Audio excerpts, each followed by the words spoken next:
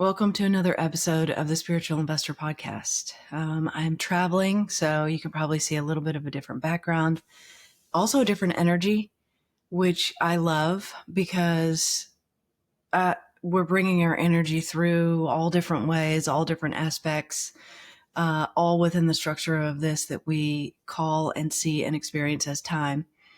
But in reality, everything is traveling through our energy as a function of our allowing, no matter what. And I think for myself, I'm on a journey of noticing and then experiencing my allowing, which is the same thing as my energy, without being caught up in the meaning of what that energy is. And if you really, really try and make sense of it, you'll see that it actually doesn't make sense to even look at it that way, that we would ever try and apply meaning to energy, because energy is this energy and it's all love. It's all the same energy. And we're just deciding how to diversify the abundance from there.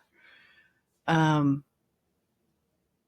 we would see that the meaning is actually attached to the emotions in our body.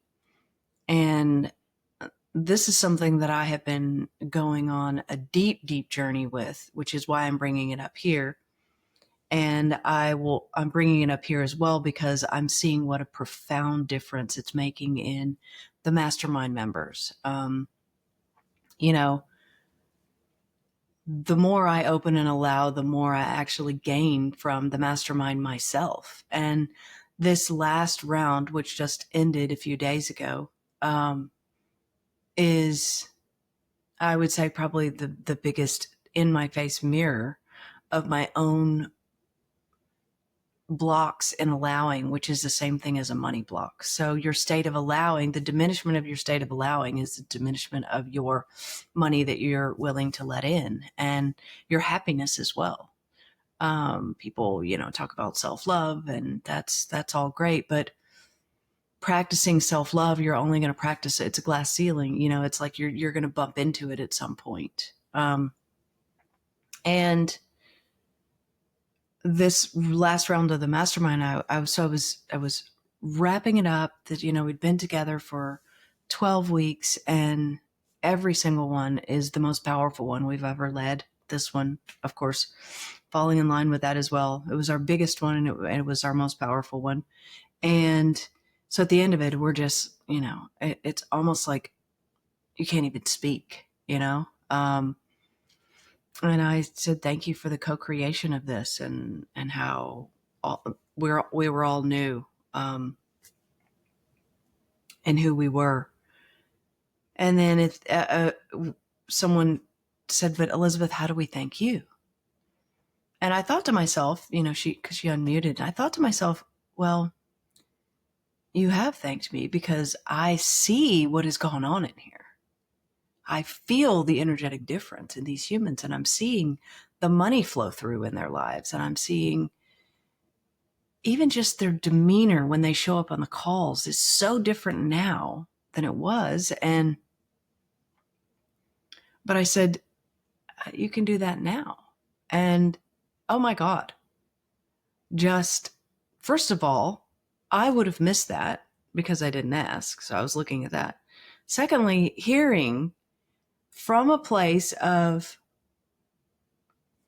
really me not asking and them stepping into the space and talking about the vulnerability and where, how far they'd come and not recognize themselves and the money. And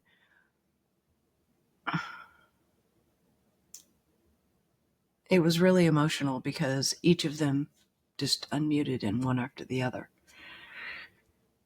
And I saw my own small self in it. And I see that I have this, belief that has served me in the past that I'm big and I'm expansive, which I am. But this is a mountain with no top. This is infinite. And infinite does not contain an ending. So it was like a wave that came over me, a wave of abundance in the form of, Elizabeth, here it is. And the moment that I saw it is the same moment that I'm willing to step into it. Because I will say one thing is, I don't feel like I have a lot of fear. So all of this has caused me to see in a deeper and clearer way with everything in my life. When you get curious about the layers is when the money will come to you. The irony of all this is that you really don't have to think about money as much as you think you do. You just have to be the most open channel that you possibly can. And we become open channels through the relationships with each other, through the experiences we're willing to have in life. And when people are overanalyzing a lot and looking for evidence, and that's a waiting energy. And I've done entire podcast episodes on that. That's lack energy, that hesitation. We feel that hesitation from you, and we don't want that. We have enough of other things in our lives. We don't want that. So we go away from that, and our abundance, which is our energy that we're sharing with you, gets taken away. And that could be money, that could be attention, that could be anything. When I'm a clear channel, then I don't need anything, and I'm able to be an open conduit so that you can see you. And when you can powerfully do that over and over again, and I'm not talking about just with your people or your students or in your business, or I'm talking about when you can do that with the most challenging people. I'm at my parents' house right now, and this is where I hit the walls. I run into the walls, and then I go, okay, well, there's the emotion. But the thing is, it really doesn't mean as much to me anymore, because now I'm like, there's the emotion. Okay, the work begins. Okay, there's the disconnection of the story from the emotion. Boom, it feels like everything else. And once we see that it's just an experience, then what happens is we're able to step back as an observer. And the power of being an observer is that you're also the seer. The seer has that clean energy. And one of the big things, and this is really a big tie-in with money, is that when you are the observer and you are the seer, you are certain. And certainty is one of the most powerful forms of energy we are weaving through this 3D world, because when you are certain, then it's done. You don't need to go in and do anything different. Certainty also does not contain lack energy. And when certainty is matched with your desire, which is matched with abundance, they all become exactly the same thing. And to me, what that feels like is that feels very similar to nothingness. When I'm in full certainty, I'm in nothingness. When I'm in money neutrality, I'm in nothingness. But what I'm doing is I am frequency-wise kind of a different type of magnet. So there's a subtle difference to these.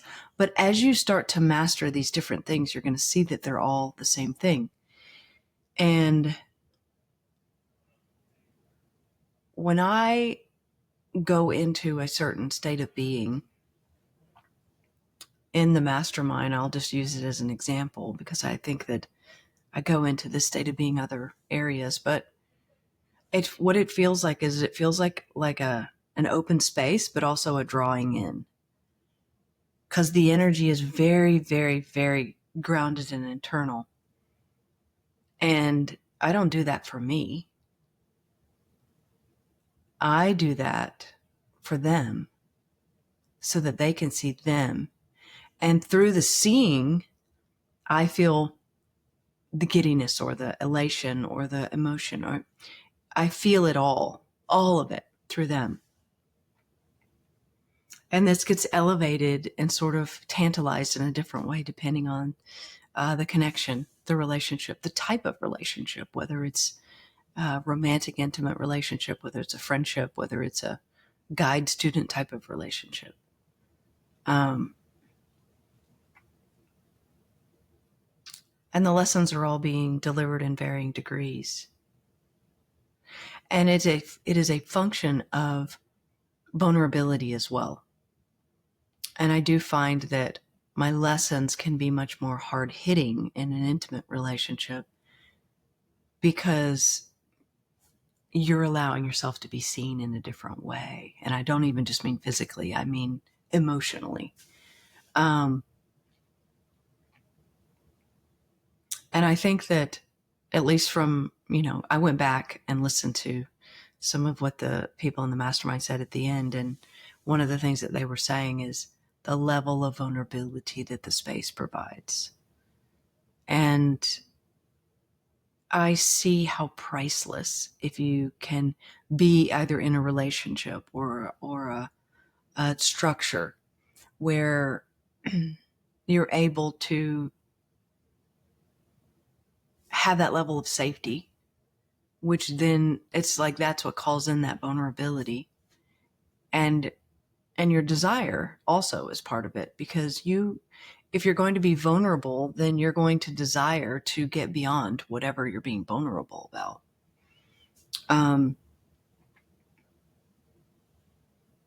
I think that our standards are changing. And that's what I'm seeing from the new leaders out there are not being led by needing or wanting someone to make a decision to tell them what's going to happen in their life. The new leaders are creating an environment in which they are carrying the level of certainty where they become nothingness within that certainty. And through that, the others around them are able to see themselves. And that connection is what is furthering the decisions in the process. And every single bit of it is just moving energy around. And when we can play and become curious about moving energy around, we're doing the highest level of work, and we're also doing it in the most accelerated time. It's interesting because I think I actually talk fairly slow. Sometimes people say softly. I think there's pauses that, we've never edited this podcast, and now it's in the top 2% in the world.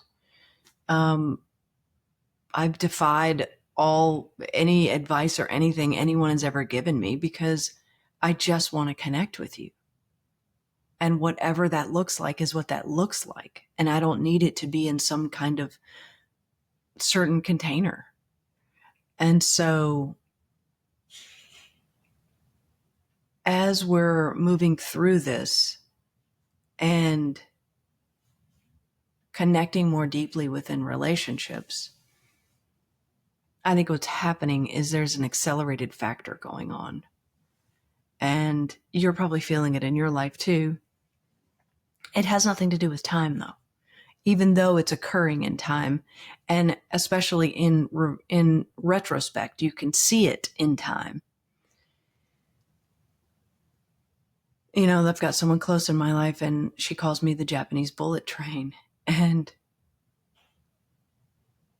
what I realized from that, because I am a bit like, I have always been like that, and I am like that.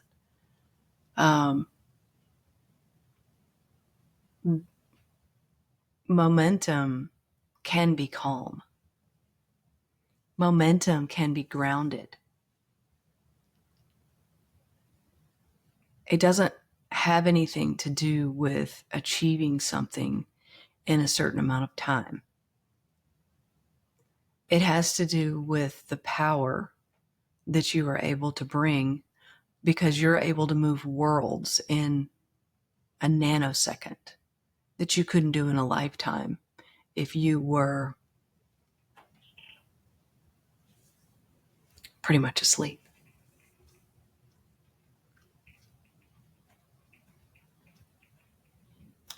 I think once you start getting on the other side of things and you start needing less, then I think, at least my experience is, my desires become exactly the same thing as love. They become very clean because they lose their manipulation factor. They lose the, oh, let me edit this conversation a little bit so I can get someone to do something. It's very subtle. But there's a lightness of being that comes from not needing someone to make a decision. And so if I want that lightness of being, then I'm not going to put myself in the hands of, or I'm going to try and diminish myself in the hands of other people making a decision. So I'm going to move towards financial freedom. I'm going to move towards unconditional love. I'm going to move towards being able to separate story from my emotions and be on the other side of that. I'm going to move towards health as a function of moving energy through my body and being cognizant of the food I eat. I'm going to move towards consistency and calmness, because there are many people around me, I would say most of the people around me, who don't operate like me. They don't think like me. They live much more in time and structure and plans. And my next version of love for them is to be in their world more, rather than saying, I'm sorry, I don't do it that way. Because what I found is the getting what I want, that's been a big joke my whole life, because people are like, you always get what you want. Well, I think everybody always gets what they want, whether they know it or not. But yes, I do. The big cosmic joke is that I've always gotten what I want, but I've always had to sort of figure it out. Now there's no figuring out, because what I've discovered is that I actually, by being out here and being in the world of what you want, and this podcast is a great example, just a clean connection without a bunch of interruptions and bullshit, I get what I want too. And I actually didn't even know the podcast was ranked that high until just a few weeks ago. And my PR person was like, hey, by the way, my whole life has been happening that way, you know? And relationships are really showing me that, with the, okay, this is the way I would like to see this happen, but does that not work for you? Okay, then tell me what works for you. Through that, always, because I carry certainty, because I know I always get what I want, because certainty is the same thing as full abundance, because it never contains a no, because no is lack energy, because I don't need to base my life on their decisions, because of that, I actually get to find what I want through that, their world that they have shared with me. And it is a whole other version of effortless. And because now I'm more curious about doing it that way than I am the other way, it's freed up my energy for so many other things. It's why The Spiritual Investor did the best it's ever done last year. It's why, I'm now writing the book, and we're hiring new people in the company, and I'm stepping back from many of the decisions. It's why everything's expanding. It's because I'm getting my limited version out of the way. But I have to tell you, it felt like I was giving everything up I wanted. It felt like hell. It felt like I was going against everything I believed in.